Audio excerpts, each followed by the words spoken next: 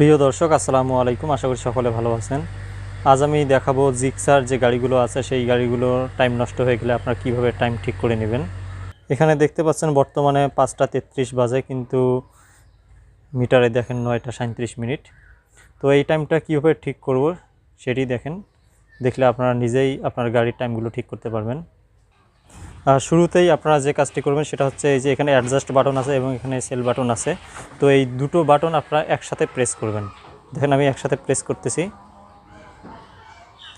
3 second press করলে দেখতে পাচ্ছেন এখন এই যে যে টাইমটা আছে এটা বিলিং করতেছে।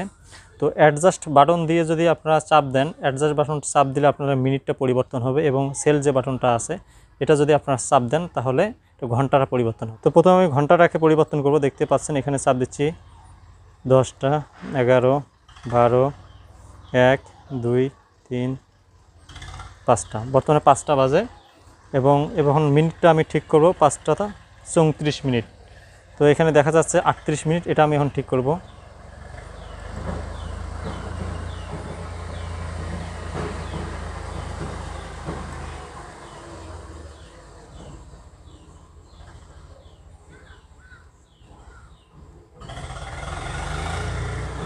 ছত্রিশ মিনিট করে দিলাম।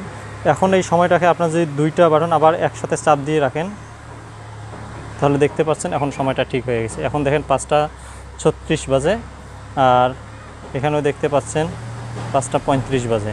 তো এভাবেই আপনাদের জিক্সার যে বাইকগুলো আছে এই বাইকগুলোর আপনার সময়গুলো ঠিক করে নিতে পারবেন।